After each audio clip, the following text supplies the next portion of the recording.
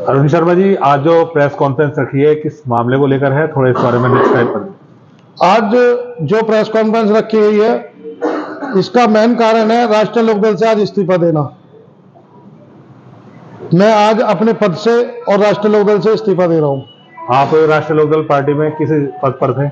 मैं राष्ट्रीय लोकदल पार्टी में पिछले 4 साल से विधानसभा अध्यक्ष के पद पे रहा हूं और राष्ट्रीय लोकदल में ये मान लीजिए आप अजय प्रमुख जी जिलाध्यक्ष थे, उनके कार्यकाल में मैंने ज्वाइन की थी राष्ट्रीय लोकदल। और उसके बाद धर्मेंद्र राठी जी आए, उनके कार्यकाल में भी मैं विधानसभा अध्यक्ष रहा। उसके बाद चौधरी तेजपाल जी आए, उनके कार्यकाल में भी मैं अध्यक्ष रहा। अब अमित त्यागी जी आए हैं, इनके कार्यकाल में भी मैं अध्यक्ष हूं। लेकिन काम करना आज बहुत ही टिपिकल हो रहा है। इनके क्या रीजन है जो है आरएलडी से इस्तीफा दे रहे हैं? रीजन तो बहुत सारे हैं जो इस्तीफा दिया जा रहा है, लेकिन मेन रीजन अब जो है, पिछले जब से अमित त्यागी जी जिलाध्यक्ष बने जब से काफी घुटन हो रही थी, जिसका कारण है अमित त्यागी जी जो हमारे जिलाध्यक्ष बने हैं, ना ही तो ये कार्यकर्ताओं की सुनते हैं और ना ही उन्हें कहीं आगे बढ़ाते हैं। उनका काम है फूट डालो राज करो, जैसे कि पहले अंग्रेजों के शासन में हुआ करता था कि आपस में फूट डाल के राज करना हुआ करता था। हमारी सबसे मजबूत टीम थी मुरादनगर के अंदर, लेकिन जब से अमित त्यागी जी जिलाध्यक्ष बने जब से हमारी टीम पूरी बिखर चुकी है। तो इसका आपका जो पद छोड़ने का मामला है, ये कोई अलायंस गठबंधन को लेकर तो नहीं है? हाँ बिल्कुल है।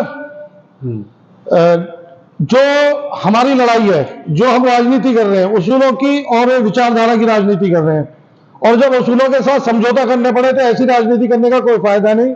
यदि हमें भाजपा के साथ ही काम करना होता तो हम लोकदल क्यों चुनते?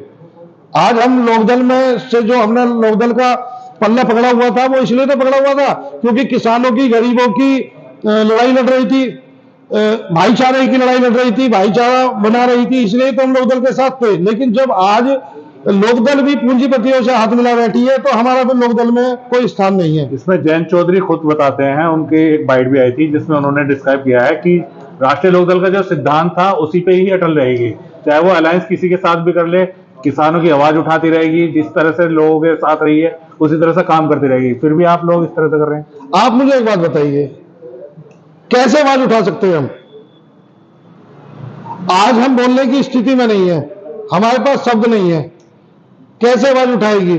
जब राष्ट्रीय लोकदल एंटी भाजपा लड़ाई लड़ रही थी उस समय आवाज उठाने पर ये नहीं सुन रहे थे, तो आज किस मुंह से ये आवाज उठा लेंगे? मुझे आप ये बात बताइए। अभी तो आप जो है अमित त्यागी जिलाध्यक्ष की कमी की वजह से बता रहे थे कि इसको छोड़ रहे हैं, और आप अब कह रहे हैं गठबंधन की वजह से छोड़ रहे हैं। मैंने भी आपसे एक बात कही थी, आपके माध्यम से मैं दोबारा कहना चाह रहा हूं इस बात को कि राजनीति तो हम कर रहे थे, लेकिन अभी तक अब जब से अमित त्यागी जिलाध्यक्ष बने तब से हमें घुटन हो रही थी, लेकिन फिर भी हम टिके हुए थे क्योंकि किसानों की, गरीबों की हमें लड़ाई लड़नी थी। तो इसकी तो आप शिकायत भी कर सकते थे, आप मिले जाके। नहीं, मैंने मिलने का प्रयास किया, चौधरी साहब से मिलने का प्रयास किया मैंने। वहां पे और जो पदाधिकारी हमारे उच्च लेवल के पदाधिकारी हैं, मैंने उन लोगों से भी मिलने का प्रयास किया, उन लोगों के सामने अपनी बात रखी। सभी ने मुझे एक जवाब दिया, भैया क्या कर सकते हैं, थोड़ा बहुत तो मैनेज करना पड़ता है, लेकिन कब तक मैनेज करें? अब आपके साथ कितने लोगों ने राष्ट्रीय लोकदल पार्टी छोड़ी है और आगे का क्या आपका विजन है, किस पार्टी के साथ जाएंगे आप? जहां तक आगे की पार्टी की बात है, अभी तो कुछ ऐसा सोचा नहीं है। आगे सोचेंगे तो सबसे पहले आप लोगों के सामने ये बात आएगी, सबसे पहले आप लोगों को सूचना मिलेगी। बाकी अभी मेरे साथ जो है करीब आप देख रहे हैं 20 लोग जो पदाधिकारी हैं पार्टी में, वो लोग मेरे साथ पार्टी छोड़ रहे हैं। तो उन सभी की शिकायत जिलाध्यक्ष को लेकर ही है? हाँ, कुछों की शिकायत जिलाध्यक्ष को लेकर है क्योंकि वो पीड़ित है। अभी हमारे अभिषेक भाई है, ये हमारी विधानसभा में विधानसभा सचिव भी है और साथ साथ पावर लिफ्टिंग एसोसिएशन के जिला सचिव भी हैं, अभिषेक शर्मा। इनकी एक पीड़ा है, अभी कुछ दिन पहले इनका एक झगड़ा हो गया था, कुछ लोगों ने इनके घर में घुस के इनके साथ मारपिटाई करी, और मारपिटाई ही नहीं की, इनके पास धारदार हथियारों से इनके ऊपर हमला किया, इनके सिर में चोटें आई। हमने इस चीज की ये बात अपने जिलाध्यक्ष के सामने रखी, माध्यक्ष जी ऐसे ऐसे हमारे पदाधिकारी के साथ दिक्कत है और आप एक बार हमारे साथ थाने में चलिए, इसकी सुनवाई नहीं हो रही है। क्योंकि वो लोग भाजपा के कुछ नेताओं से मिले हुए थे, उनकी सुनवाई हो रही थी।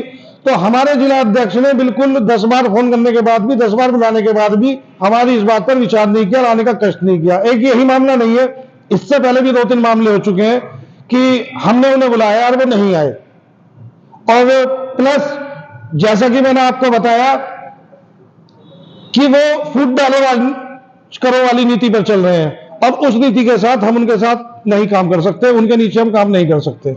जिस तरह जिलाध्यक्ष अमित त्यागी के ऊपर आप आरोप लगा रहे हैं जी। क्या लगता है इस तरह से पार्टी पे और भी बातचीत सामने आई है आलाकमान के सामने या नहीं?